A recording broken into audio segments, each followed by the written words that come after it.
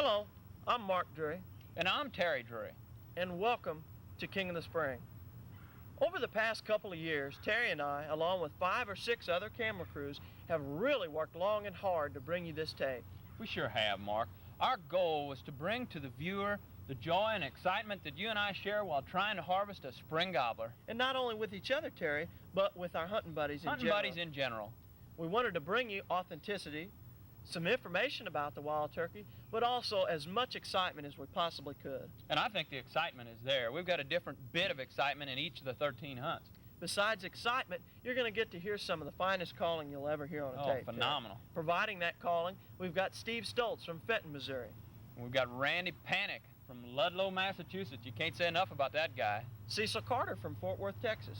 Jeff Probst from Festus, Missouri. And don't forget about our special guest, the main man, Mr. Will Primos, Jackson, Mississippi.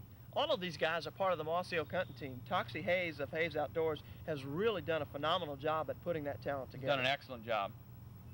So sit back and get ready because we're coming to you with King of the Spring.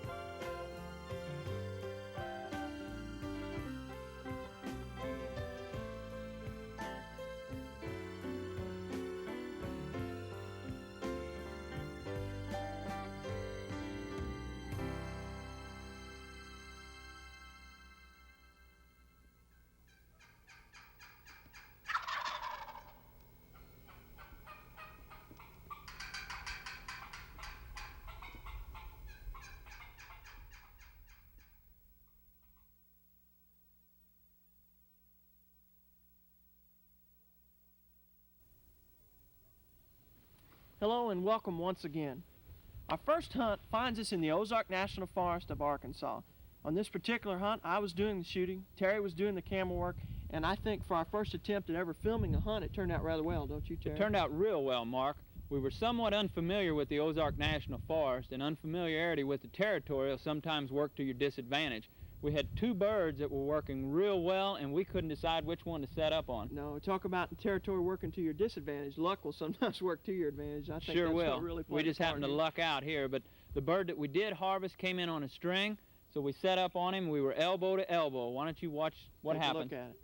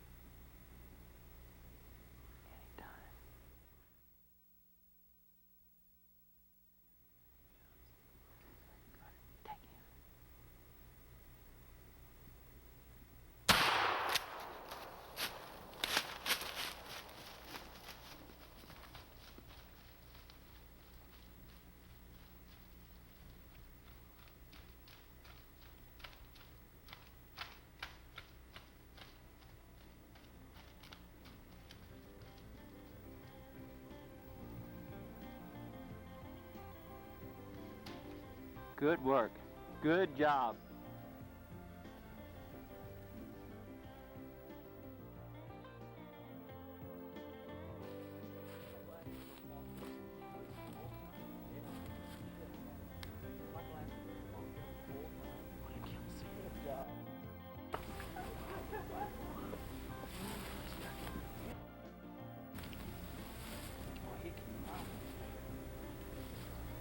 That's a nice one.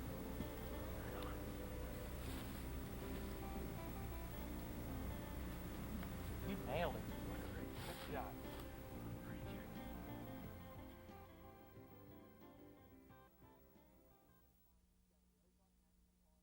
Our second hunt again finds us down in the Ozark National Forest of Arkansas.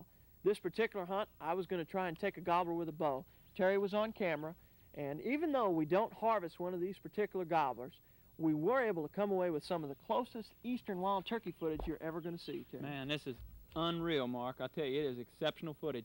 This bird, when he comes in working real well. Real well. He gets in front of you and gobbles until he just almost chokes himself. I've never seen a turkey gobble that hard that and that long. And then when he does step out, he's really along your side. He's about one step on the other side of that my tree. Shoulder. The turkey works, all four of them, or three of them that you see, works past us, goes up on the road, out of Terry's swing, then doubles back and comes down the road, and then that close footage you're going to see is only 2 steps from the camera. We were stealing moves from this gobbler.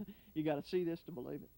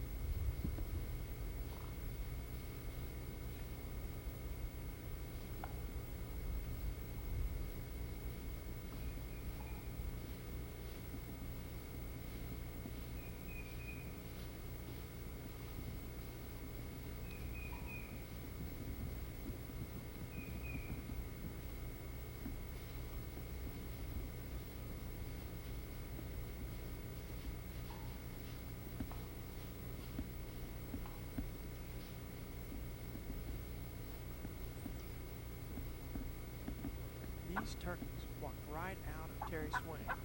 It then took approximately 6 minutes for this beautiful gobbler to pass back in front of Terry's position after spotting the featherflex decoys.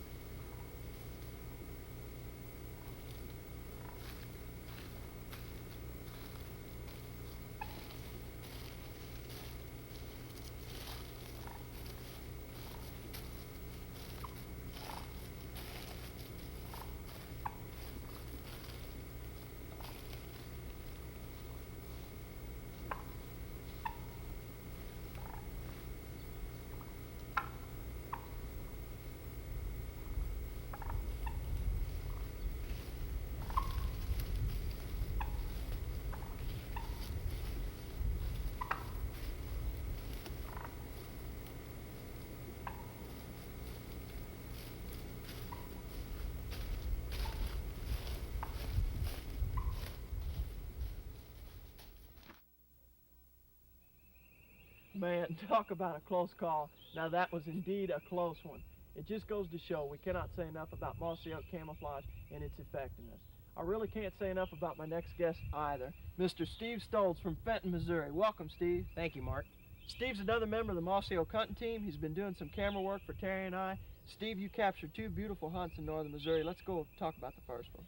Well, the first hunt, I was hunting a man by the name of Billy Kalkbrenner, and it was the first morning of Missouri spring turkey season, and this was his first spring turkey hunt ever. First one ever, on film. And the turkeys were in a roost. There was about 6 or 8 of them.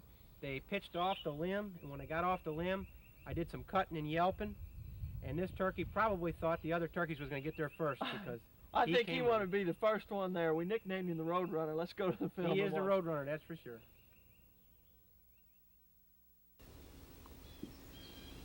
It's your safety on.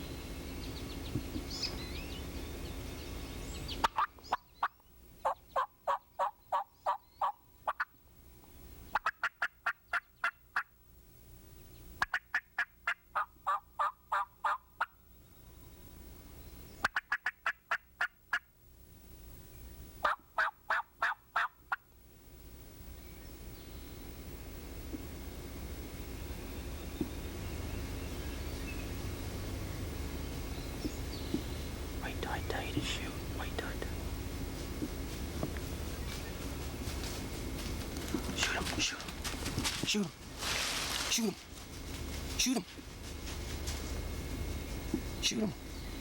Wait till I tell you to shoot. Wait till I tell you.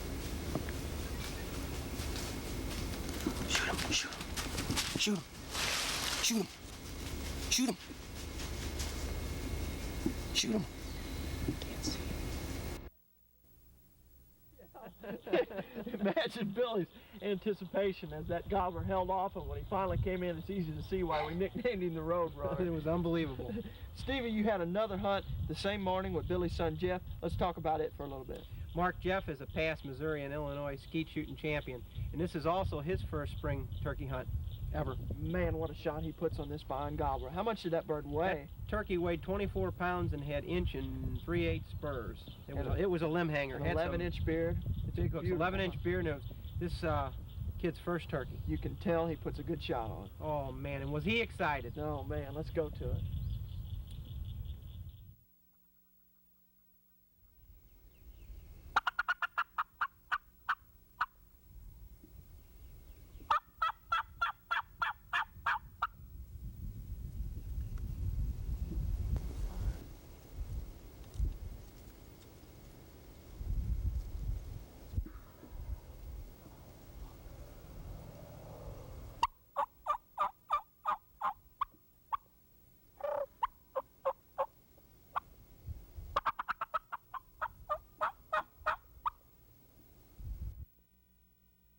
By the sound of this calling, it's easy to see why Steve is one of the top callers in the country.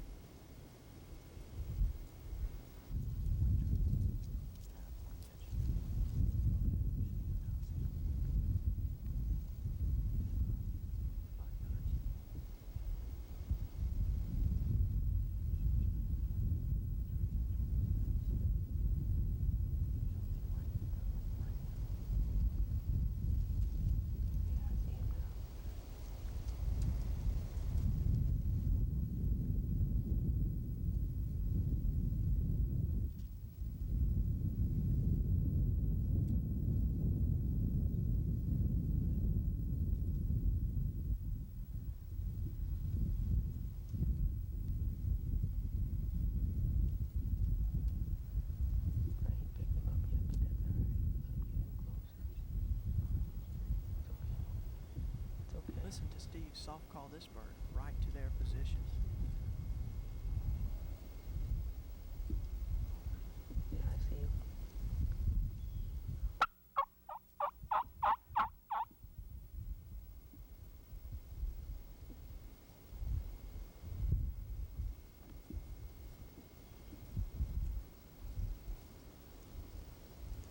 Let him keep coming.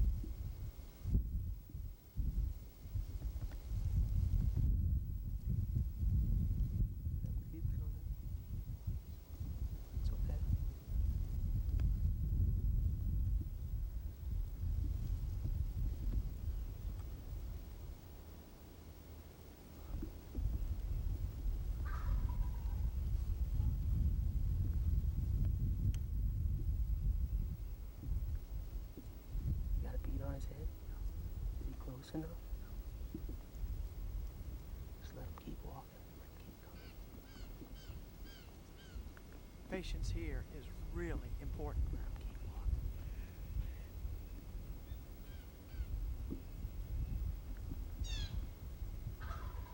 Let him keep coming. Okay.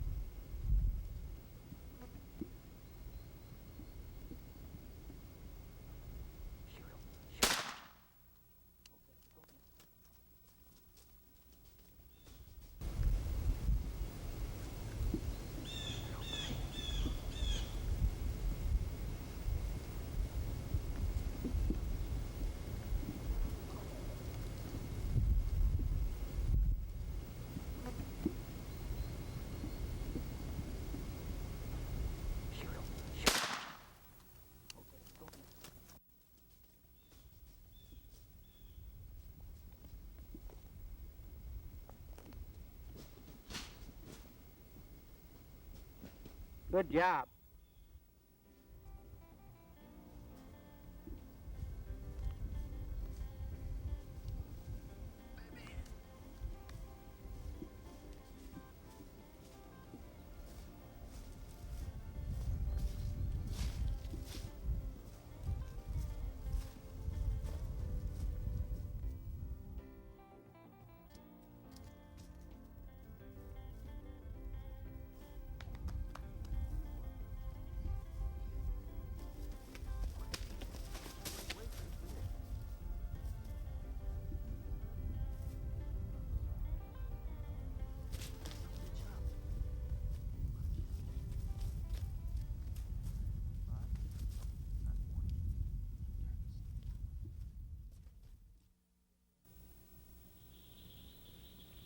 Man, oh man, what a fine bird Jeff connected with there for his first spring gobbler. And what a shot he put on that big northern Missouri Oh, gobbler he turkey. rolled him. Oh, man.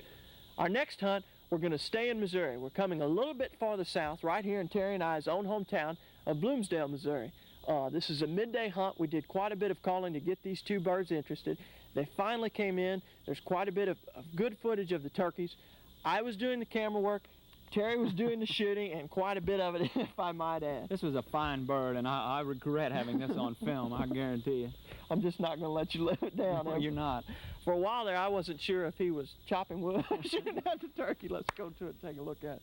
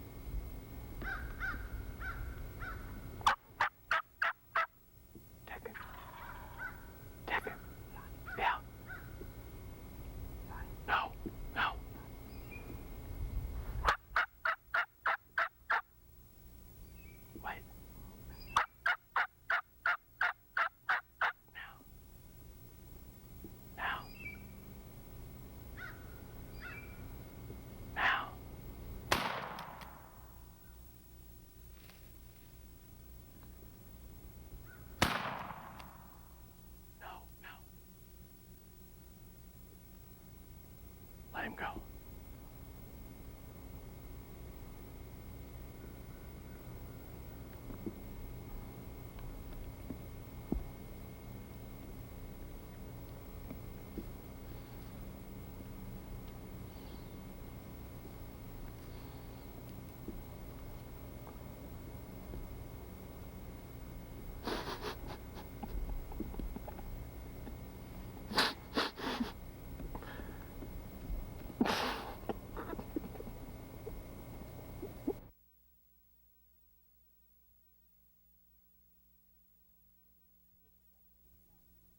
How anyone could miss that big of a gobbler 2 times out in the open like that is beyond me. You know, I've been working with Terry since then on his shooting, and I think he's coming along. Wait just a cotton picking minute now. I think we've got a hunt here that everybody's going to enjoy. We're still in Missouri. Mark's doing the shooting, and I'm on camera. And all I can say is that if I'd have had a trigger on the camera, I think I could have harvested this bird. Wait a minute, I've got an excuse, though. I'm shooting a primitive weapon. There is no excuse. Let's go to it and take a look at it.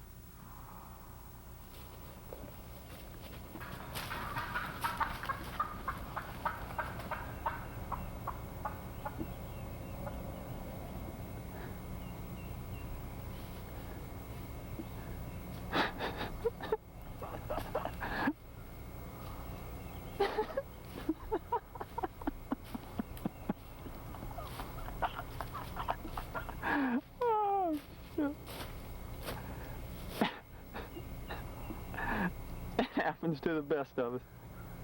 How'd you miss that bird?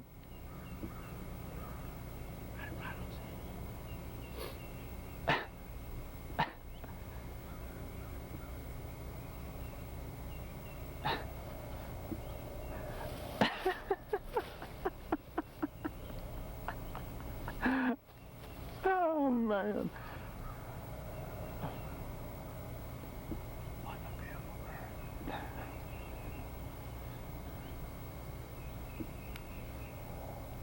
Any excuses?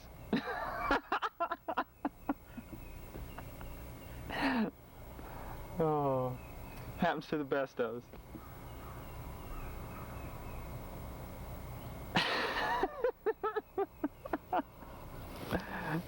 Oh.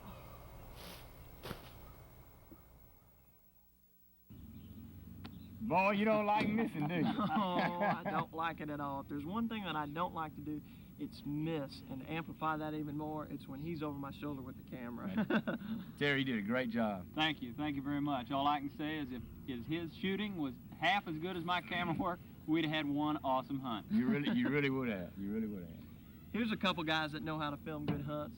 Jimmy and Will Primos. Will, Jimmy, welcome. I'm so glad to have you part of the We're video. proud to have him. I'm telling you, we're glad to be a part of King of the Spring, we really are. What'd you think of the last hunt? Can you believe that? I cannot believe it, I'm telling you. You know, y'all are blaming it on the Thompson Center. I've got a muzzle-loading shotgun by the Thompson Center, and mine is dynamite to 35 yards. I promise you, I had that thing loaded with an ounce and 3/8 of number 7.5, backed by 100 grains of black powder. It was Was it not the shooting gun. good? It was shooting unbelievable. Y'all won't believe. Watch this in slow motion, and you can see what really happens. There's a tree that Mark never even looked at right in front of his I gun. looked right past it.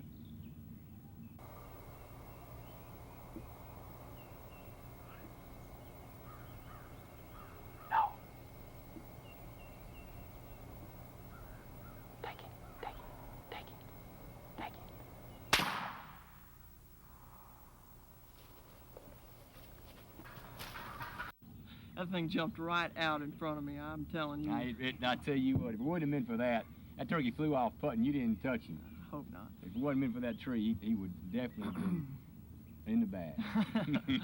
Terry and I are down here visiting with Jimmy and Will. We're working on a new call line for Primos Wild Game Calls. Tell us a little bit about the call line. Well, I want to thank y'all for being a part. Y'all's input, it just has been fantastic. Primos is famous for producing calls from prophylactics. Mm-hmm. And we're coming out with a latex line, as y'all know. Y'all been using them now for almost a year. 2 brand new calls. And 1 new prophylactic call. And I'm telling you, they're great. We're gonna call the double reed. It's gonna be called the double cut, excuse me.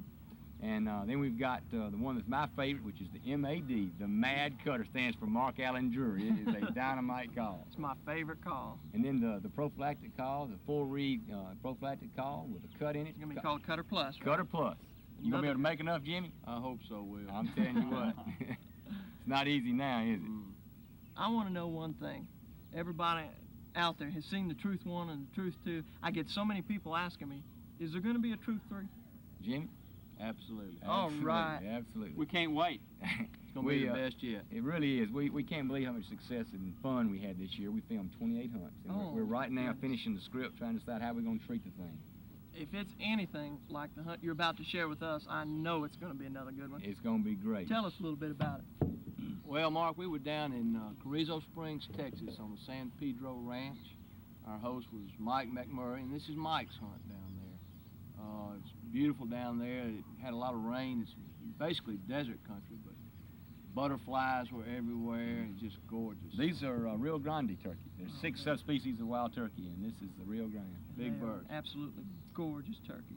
Do they like Primo's calls, Jimmy? They seem to, Will. Do they like feather flex Something else decoys? they like. Those feather flecks, they helped a lot. Man, they come around the bend in that road and they are on a string all the way up to the decoy. We've had so much success with featherflex all year. I mean, we What just I can't say like enough is about it. how light they are, weigh like about a shotgun shell, and they fold up to nothing. And the wind movement you get out of them is unbelievable. It's fantastic. One other thing that this Texas hunt brings up, I mean, Mossy Oak was developed right here in Mississippi. Hey, but that it shot works at the better in beginning of that Texas. hunt, oh. Works beautiful out there. They absolutely have a hen come in right behind them. It's in their lap, and it's fantastic. It is really great. They ought to call it mossy mesquite. Let's go to That's it a and good take another line. look at it.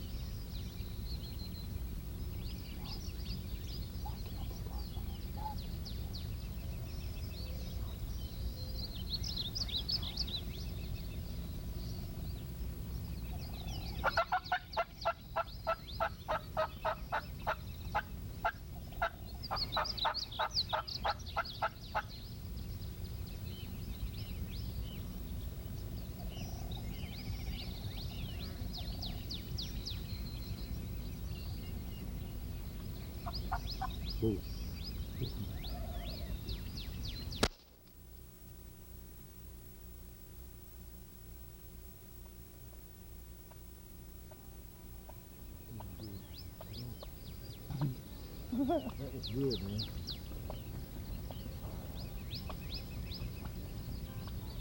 The bison was too far. Yeah, he was just too far. That guy's coming. He'd have coming up 15, 20 steps. He'd have been all right. 30 steps. He'd have been all right. That was pretty. That was really cool, man.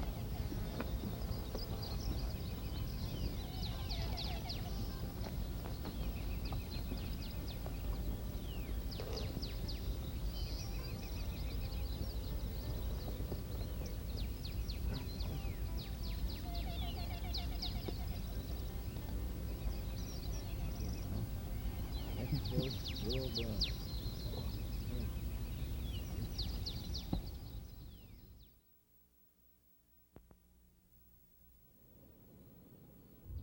Our next hunt takes us across the river to the great state of Illinois.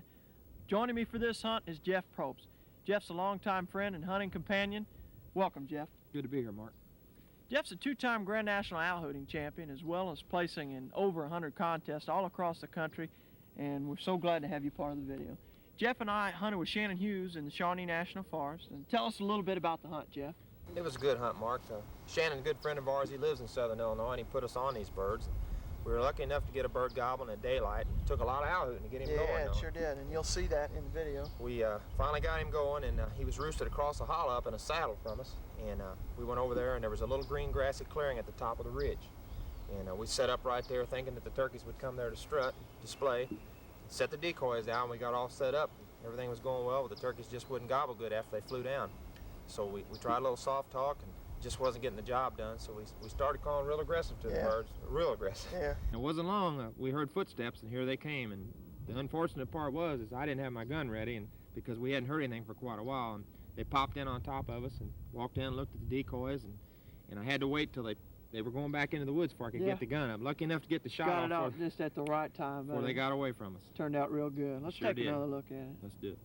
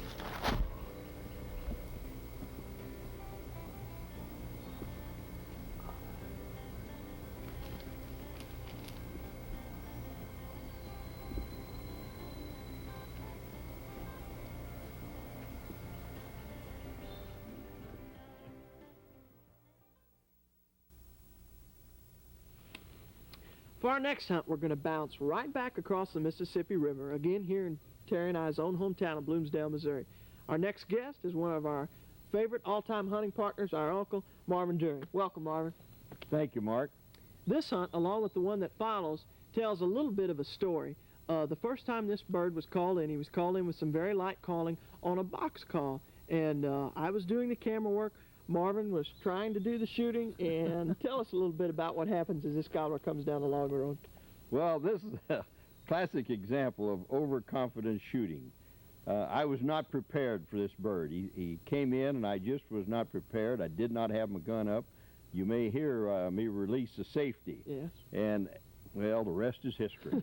I know we've certainly lost all our confidence. We lost all confidence that day, but maybe we'll get some of it back. Oh, thank you. Thank you, fellas.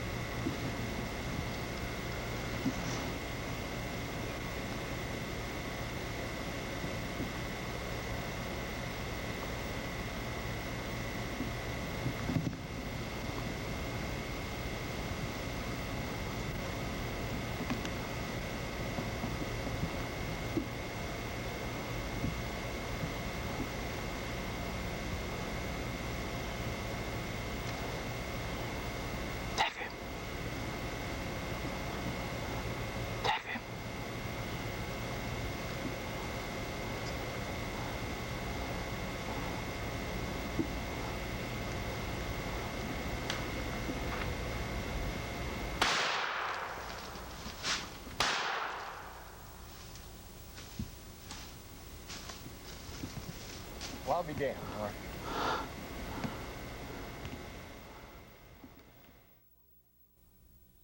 Marvin, that's all right. As we saw earlier, everybody's going to miss them once in a while. As I said, there is a story that goes along with this hunt. A week and a half later, Terry and I went into the same area and set up on what we know is the same bird. We changed calls. I did some voice calling, and this turkey came in on a string, Terry. Mark did some real good calling with his natural voice here, and it's not often that you're fortunate enough to kill a bird that had been hit, and this bird had a few pellets in it, so he did not miss it completely, and that's how we knew that this was the same turkey, but we did finally get that turkey. Terry put a long shot on it, I think about 40 yards. It was 44 steps. And we were lucky enough to get him on film. Let's go to it and take a look at it.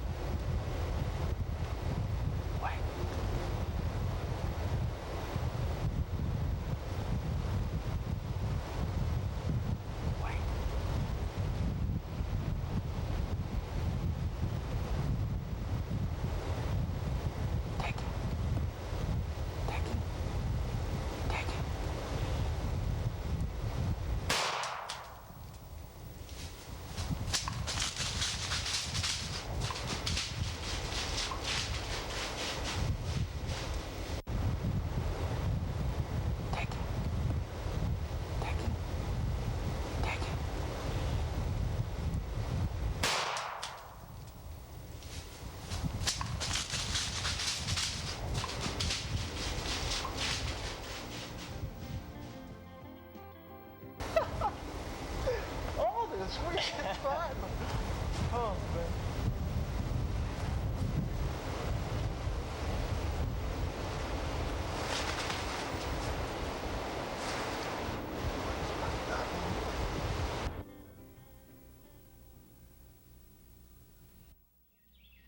You know, a lot of turkey hunters will tell you that they don't like to hunt in the wind. Well, as we saw in that last hunt, wind can actually work to your advantage. Terry and I used the wind that day to cover our movement as well as our noise to get in close to that turkey and eventually work him into the call. And wind is something that my next guest has to deal with all the time. Joining me now is Cecil Carter from Fort Worth, Texas, and he's a member of the Mossy Oak hunting team as well as being a Primos Pro staffer. Welcome, Cecil. I'm glad to have you part of the video. Cecil's been doing a little video work, and he's got 2 hunts from Texas to show us. The first one has a lot of wind in it. Right. If you hunt in Texas, you know what Mark's talking about. The wind does blow a lot, and this particular day, it was very nice. Sun was shining, great afternoon to hunt. It came right on the tail end of several days of bad weather, and as you know, we had a lot of rain in Texas this year, as a lot of the country did. Really a tough spring weather-wise all over. On the turkeys especially. But this particular day, we're hunting down close to Comanche, Texas with a good friend of mine, Larry Hamilton. And Larry hunts a lot like I do, hunts very slowly, very patiently, doesn't get real excited, as you'll notice at the end of our hunt. But we located these gobblers about 2 o'clock in the afternoon. We'd been out about 2 hours, and we located them by cutting. And I was cutting on a little Primo spring hen. Oh, it sounds wonderful. That's on a push button? Right. Man, it sounds perfect. I was using a friction call because in the wind, it carries a little better, penetrates the wind a little better, carries a little farther. More so than a mouth call. Right. So anyway, we got these turkeys coming in. As you'll notice, they gobble several times. Yes. Coming in before you can see them. Now, once they come into view, they don't gobble anymore. Right. And of course, I cut back on my calling and didn't call anymore. But my favorite part of that hunt is the last time you call and you can hear the turkeys. I mean, they gobble right there, and you hear him put that spring hen down and get on the camera. Right. And that is generally the time to get your gun up and get ready. And when you hunt with a friction call, that's what you need to do. Right. Wait till the last possible moment, then put your gun, your call down. Get your gun or camera up and get ready. Let's go to it and take a look at it.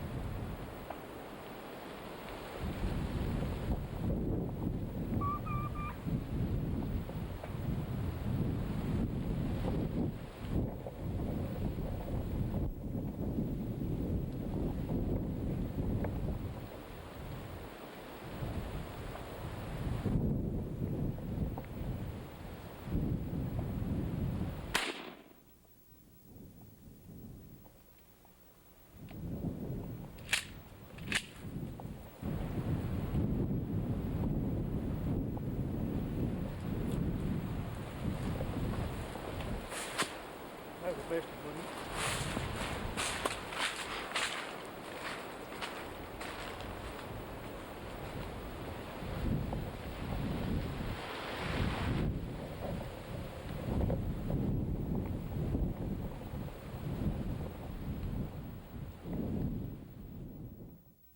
Cecil, does Larry always get that excited when he kills a spring gobbler? Well, not all the time, but that was a particularly fun hunt. So he. Man, I get on him in a hurry when I kill one. I do too. But Larry hunts a lot like I do, very patiently, and he is a little low key sometimes, but just a great guy to hunt with. He was just sure of his shot, right? Oh, he made a good shot, no doubt about that. You've got another beautiful hunt.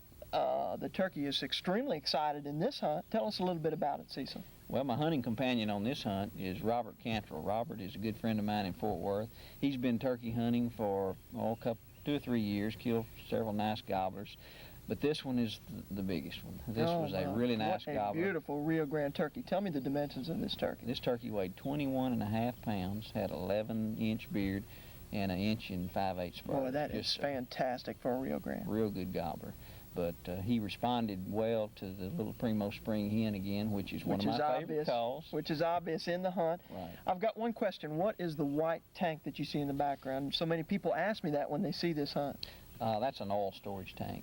Which I would imagine are common in Right, Texas. they're common, just like barbed wire fences. Well, one more time. Let's go take a look at it. Let's look at it.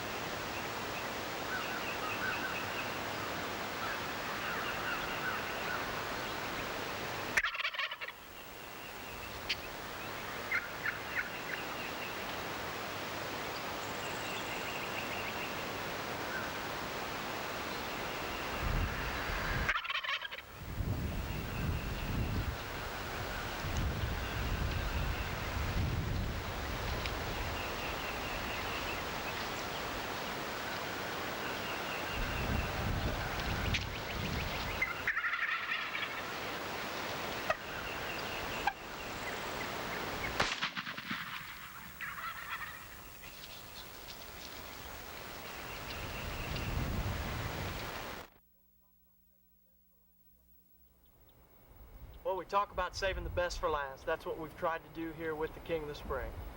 It is without a doubt the most memorable hunt that I've ever filmed and probably will ever film. With me to talk about the hunt is Randy Panic. Randy's a good friend of Terry's and mine, a member of the Mossy Oak hunting team. He originates from Ludlow, Massachusetts. Randy, welcome to Missouri. Thank you very much, Mark and Terry.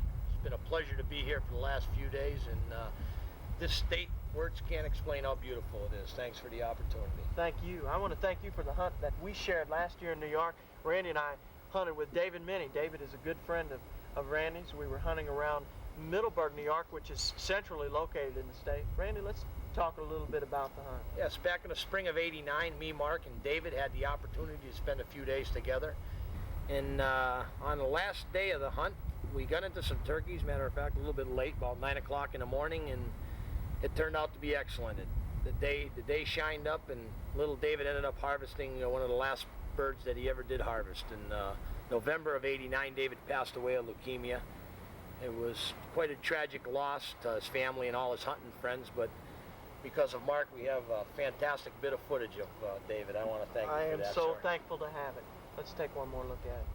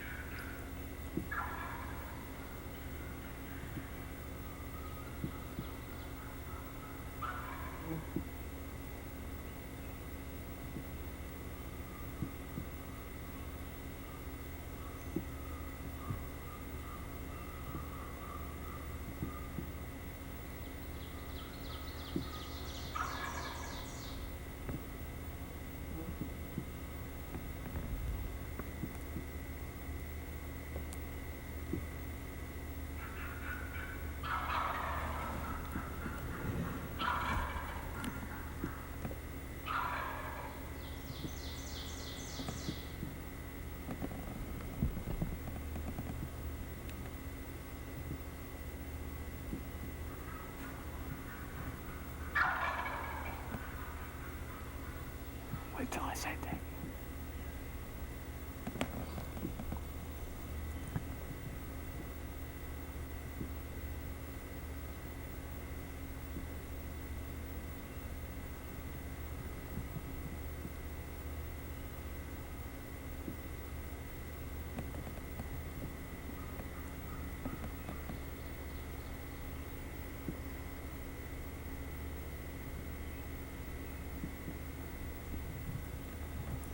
Wait. Wait. Wait.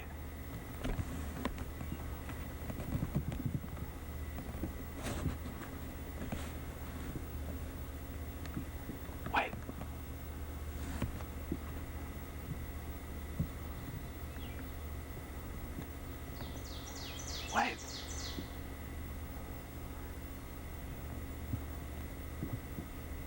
Wait. Taking. No. Wait.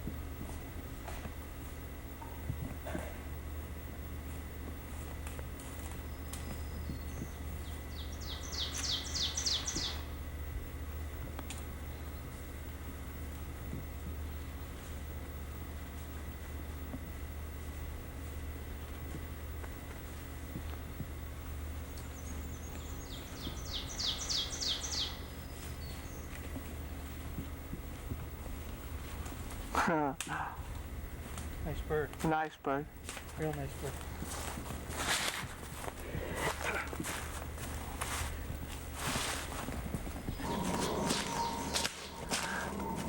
Good job, Colin. Thanks, buddy. They couldn't stand it.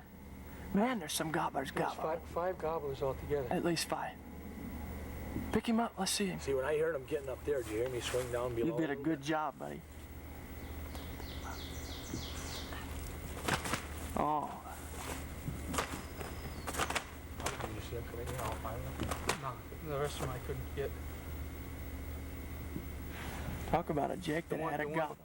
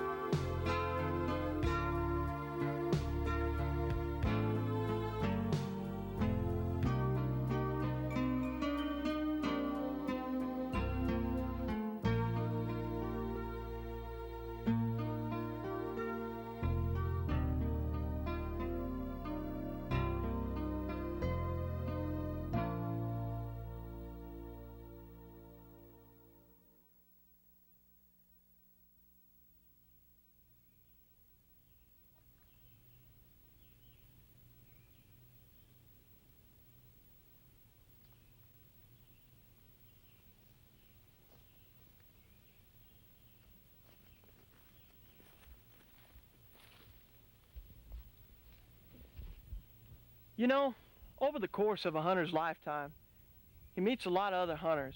He makes a lot of friends. I can assure you that David Minnie is one of the finest I've ever met. Well, I hope you've enjoyed this video. I hope also that you've learned just a little bit about hunting the wild turkey. One final note, though, is that we must always remember the reason that we have the number of huntable wild turkeys that we do.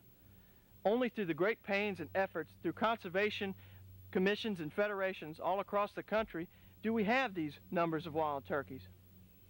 We as hunters must constantly ask ourselves two questions. One, do we sit passively at home and occasionally go on a weekend hunting trip?